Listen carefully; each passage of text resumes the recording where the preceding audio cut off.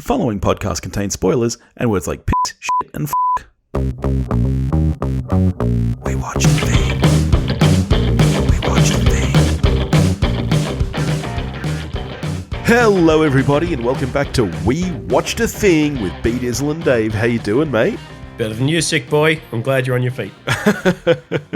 I'm getting there. I'm pulling through. But yeah, the flu, it's the worst, man. Well, you did want to have children. That comes with the fucking territory. You've now got little plague rats that you send out into the world to bring back every virus they come across. Despite being sick, though, mate, I've been busy because you know what finally dropped this week? No, not Jason. You've been from looking Binge forward Movies. to hearing it? Yes. Woo-hoo! You've been looking forward to hearing it finally this week. I'm over on Binge Movies podcast.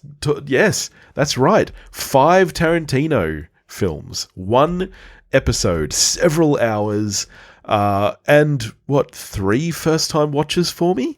So you shouldn't admit that out loud. Oh, I say much worse things on the episode. You'll be surprised which of the first-time watchers I don't like. I'm so nervous and excited to listen to this.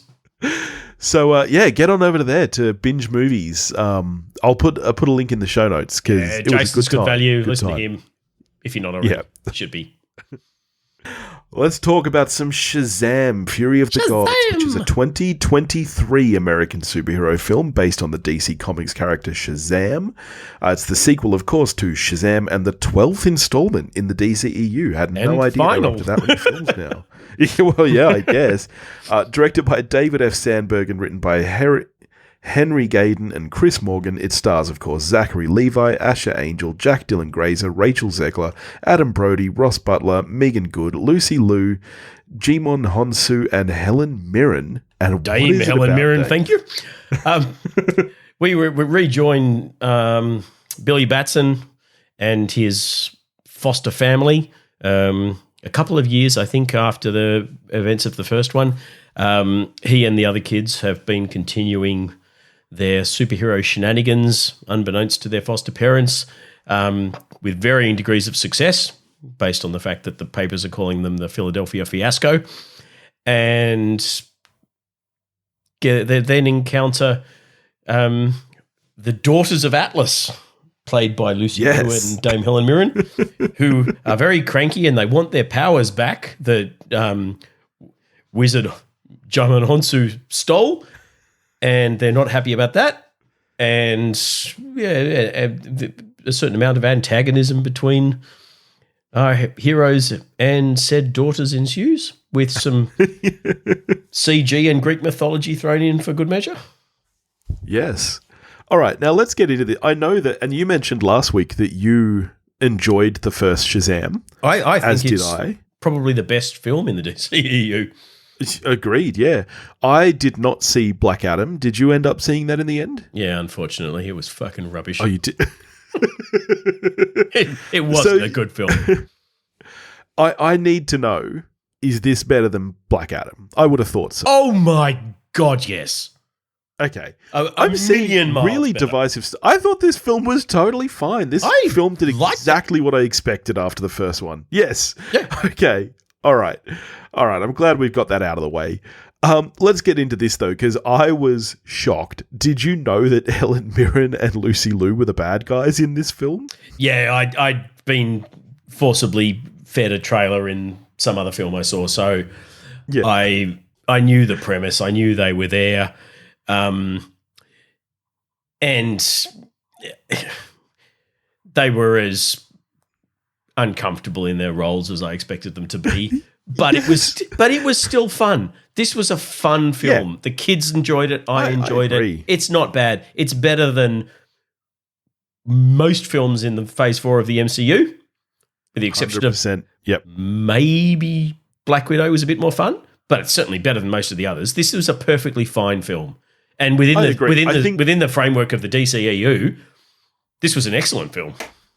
Yeah, 100%. I do think there's some clunky moments. I think there are some elements that don't work as well, which I'm sure we'll get to. I mean, one of the brain is all sick addled. I mean, obviously, being a sequel, everything's bigger in scope and scale, and the CG is off the charts. You've got monsters galore all over the place, friggin' dragons.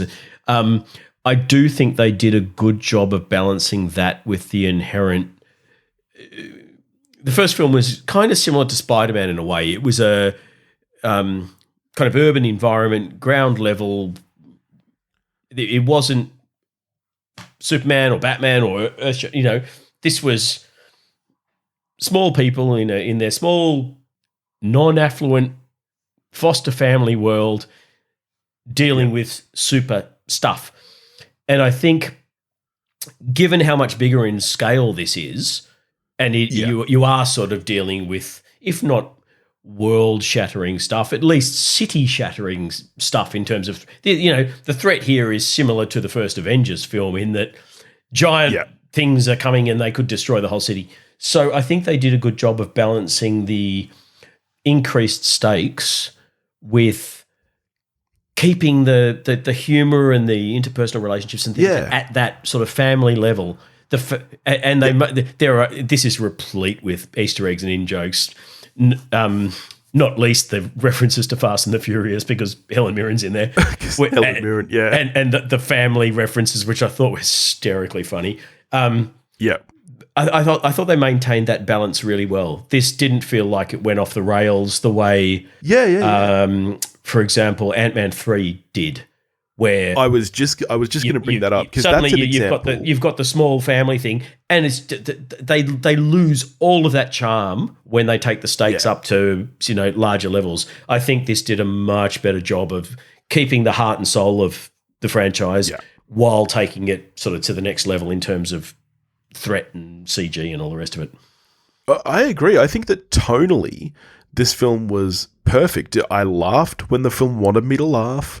I, gasped at the screen when the film wanted me to gasp. I thought that it really balanced everything really quite well. And even, like I said, I think there's some very clunky elements, particularly towards the end, where I felt very sorry for Gal Gadot having to turn up for a couple of minutes. Last gasp at the character, because it's probably the last time she puts the kid on. Yeah. But no, I agree. I think the family dynamics work really well. If anything, I think they actually work even better in this film. And I was curious how this was going to go, because obviously the kind of family superhero dynamic is, from my memory, like the final act of Shazam. He gives them all powers. And so the movie kind of ends and you're like, well, wow, that's interesting. How is that going to go from here?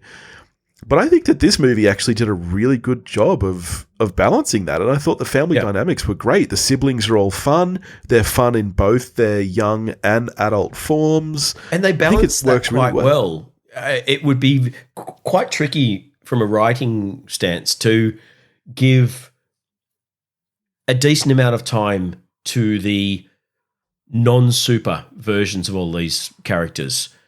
I mean, they don't all get equal screen time, obviously. Pedro and some of the others only get a few lines, but they're decent lines and they have a decent presence in the scenes that they're in, even if it isn't equally spread across all six of them. But I was expecting it to be all the super versions and to really not even see the kid versions of anyone except Billy and Freddie. But I think they did a really good job. And the writing, it's like they were aware of the difficulty of that balancing, because the writing sort of very cleverly went, and now you have no powers, so you have to be the non-super version for a while, so we get some time with you. Because I think Freddie in particular is a fairly central character, and you don't much as I love Adam Brody, you don't just want him on screen. You do want Freddie to have some time on screen, particularly when they introduced the third daughter of Atlas. I think they worked all of that out very, very cleverly, and it worked. There was a nice balance in characters. Well, that kind of takes us naturally. Like, we've spoken about characters and tone and everything. Let's talk story. Do you think that this is a well put together narrative? Like, were you a fan of the way that the story evolved? Because again, I actually think that this movie is pretty good. I was shocked looking at like the Rotten Tomato scores, hearing all the discourse online. Like, lots of people aren't liking this, and I do wonder how much of that is just general superhero fatigue, expectations starting to become the last kind of 5 years of it's starting to become uncool to like anything superhero. Yeah. Look, I think they did and much as in my teens I was probably almost more of a DC guy than a Marvel guy in my comic collecting days. I wasn't a Shazam reader. I know bits and pieces of the lore and so on, enough to realize what a piece of trash Black Adam was. I don't know whether the Daughters of Atlas is comic canon, whether it's drawn from there or if they just created it for the films. I did really like the way this tied back to the events of the first film, in that everything in this film is a result of Shazam breaking the staff in the first one. It's all his fault. Yeah. I thought that was fantastic. Yeah, I liked the story. I thought it. I mean, I'm like you. I'm a mythology nerd. So I mean, Ayla and I were sitting there geeking out, going, "Ooh, Manticore! Ooh, Cyclops!" You would have loved the Harryhausen Cyclops from Sinbad. Yes, I did. I really liked that. It's a rarity for me to really enjoy the final act of a superhero film when it devolves into CG madness.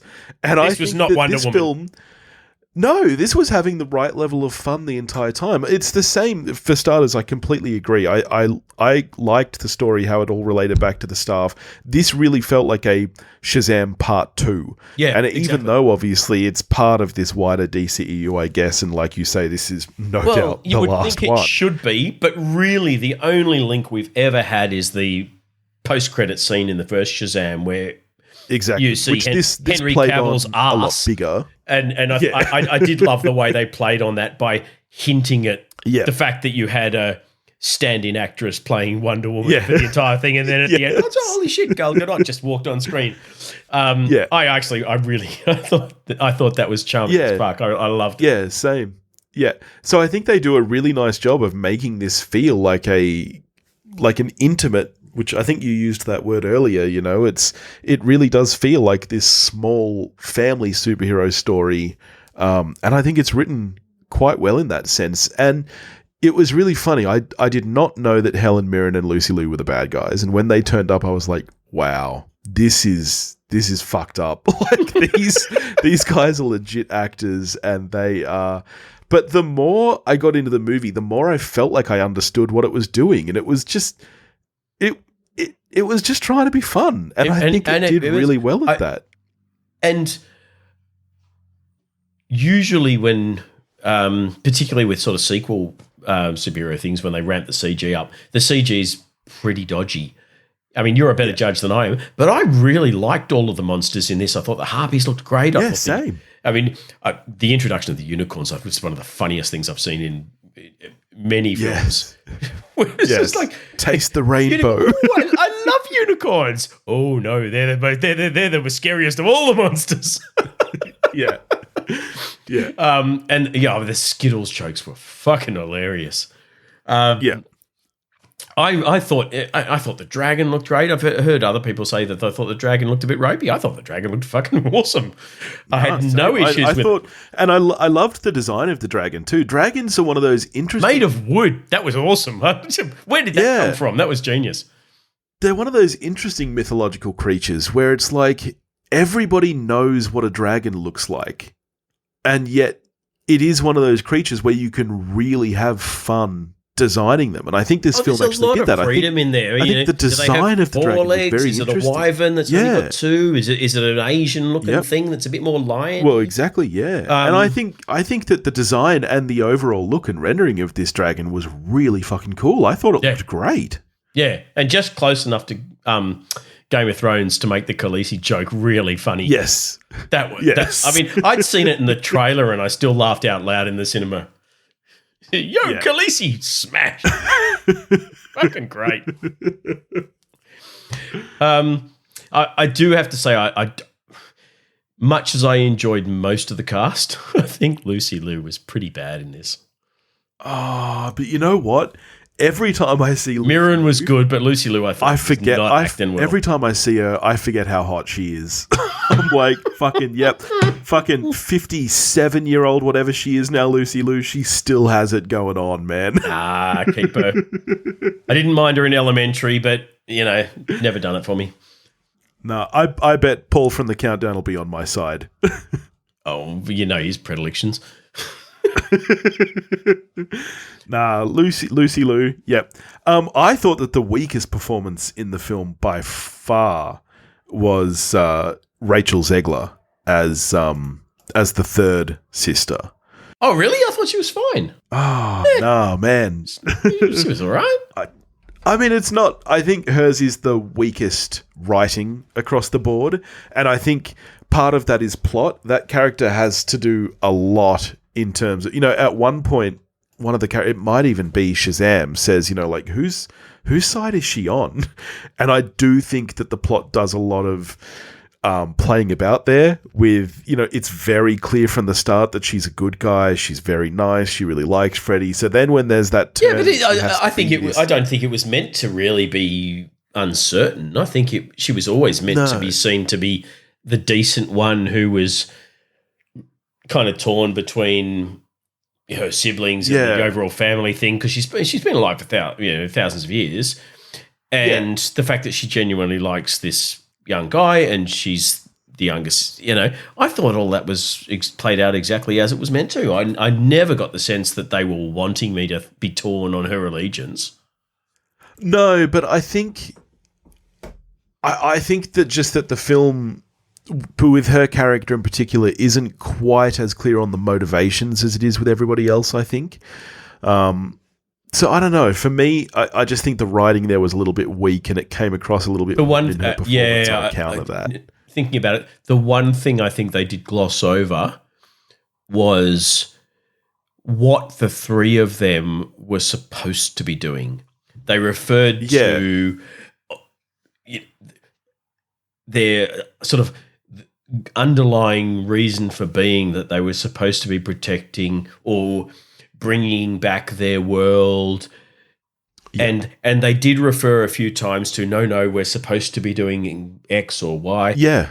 But never really spelt that out, which, you're right, that was a little bit lacking in the writing. You sort of had to read between the lines and go, okay, well, Helen Mirren's kind of the middle of the road. She's doesn't really relate to these puny mortals, but she's generally a good person who's trying to do, protect.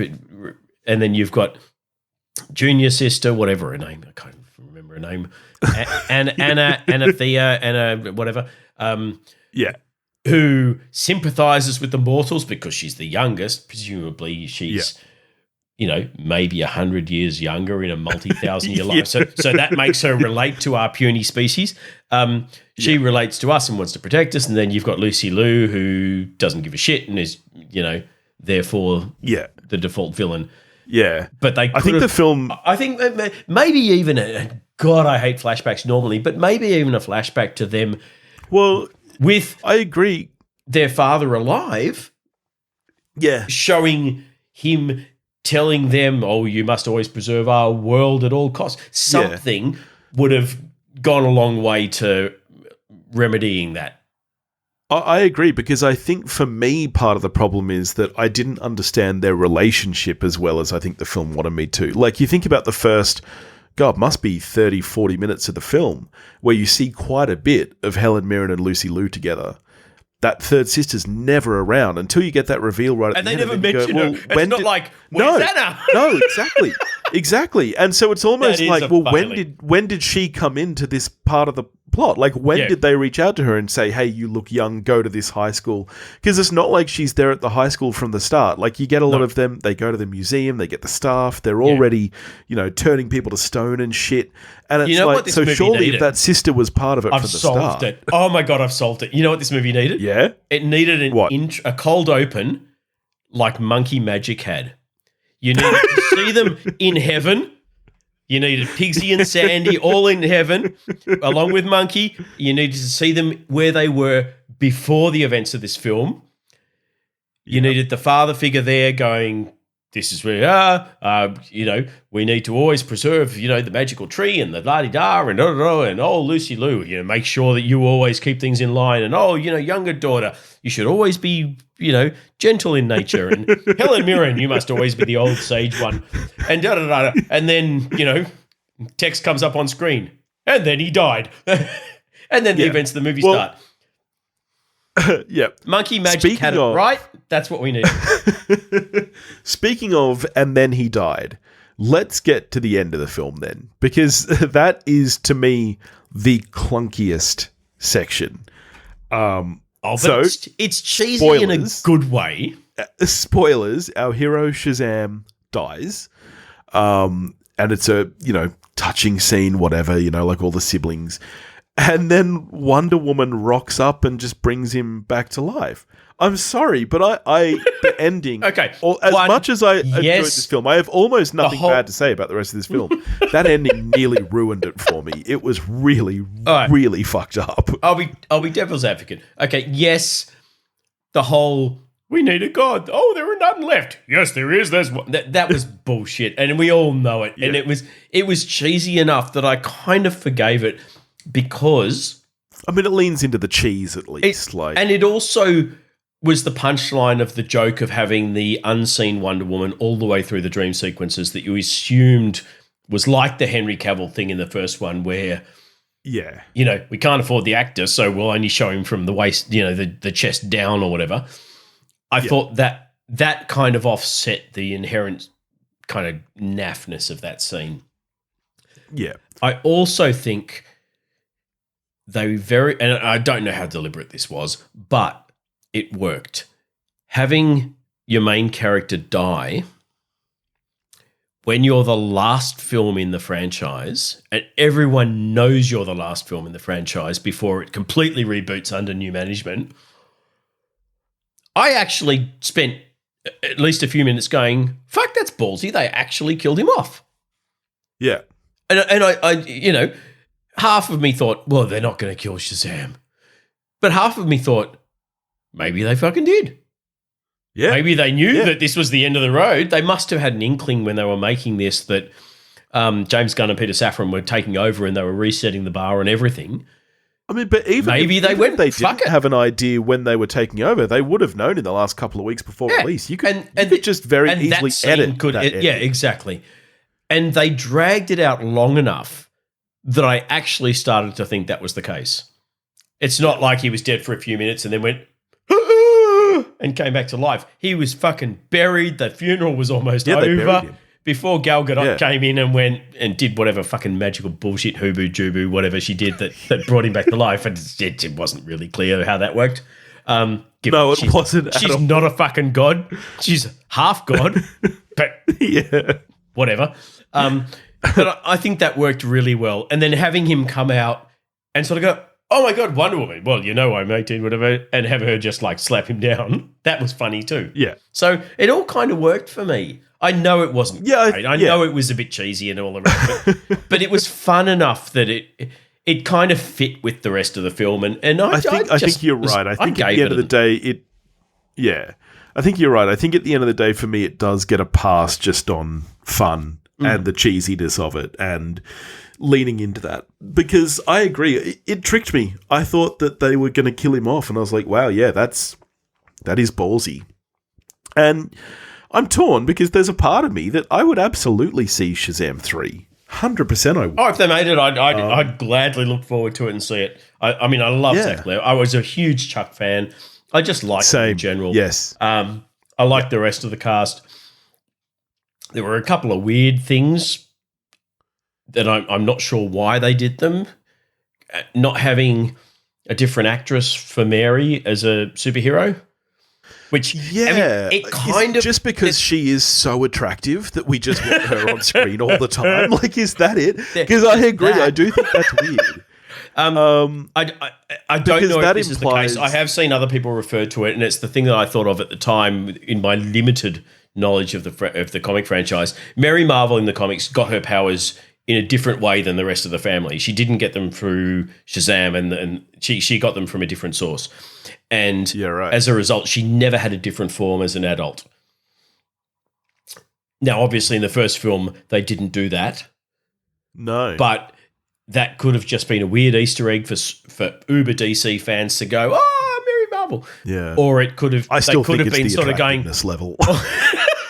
I mean, it might have just been them sort of going, oh well, the kind of the gist of this franchise is that you've got kids who say a magic word and become adult superheroes. And she's already an adult. She's in the first film, she was 17, 18-ish. She was almost an adult. Now she's in her 20s. She is her adult form. Maybe that's why she looks the same. But Billy Batson is 18 in this, or nearly 18. That's what I was going to say, the same thing, yeah. That doesn't really hold water. Yeah. I kind of think it's a nod to the comic origins. How attractive she is. And the fact she's hot AF. But I think it's kind of just a weird little Easter egg. Because David Sandberg has peppered this movie with Easter eggs. Particularly horror Easter eggs, which my younger daughter was just geeking out over in the cinema. I was going to say, this movie surprised me with some of its violence. There were some segments where I was like, oh, wow, yeah, this is... Like, it's hard to describe. There's not a lot of blood or anything, but there are some... A lot of people die, though, when those mythical creatures start turning up. Yeah, and I was like, wow, this movie's actually not holding back on that front. Like, I thought it was done really well, because Sandberg, of course, is a horror director. Yeah. I thought it was...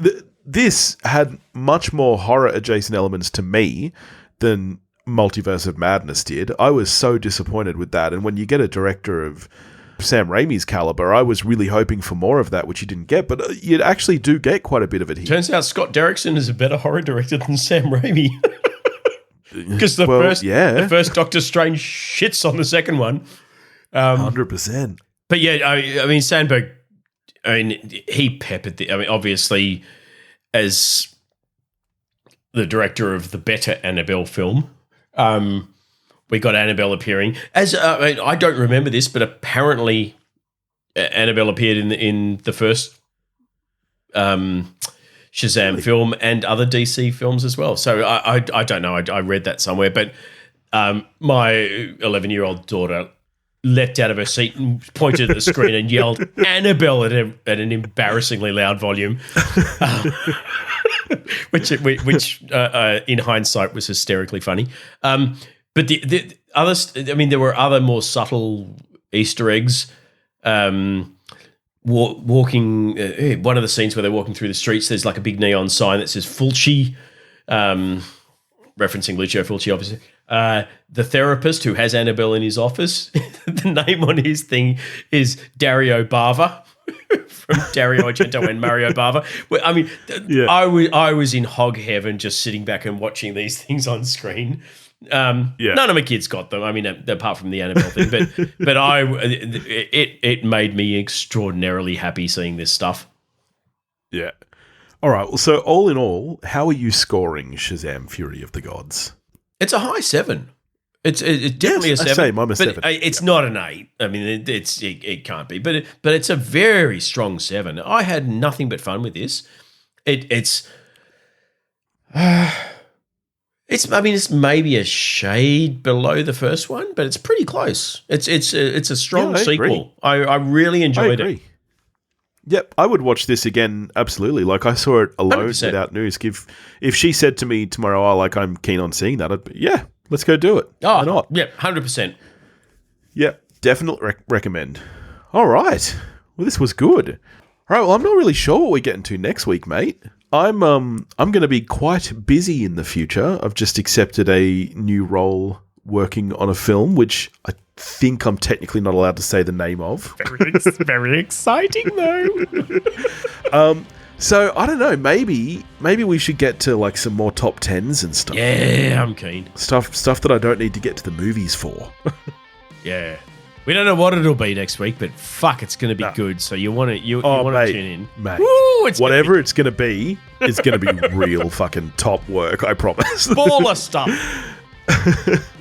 All right. Well, in the meantime, if you want to get in touch with us, you can do that at wewatchedathing.com or wewatchedathing@gmail.com. You can find us on Facebook, Instagram, and Twitter, all under the handle at wewatchedathing.com. If you want to help support the show, you can do that at patreon.com/wewatchedathing, and we'll catch you next week. Go watch 1999's The Mummy, because it's really good. It is, actually.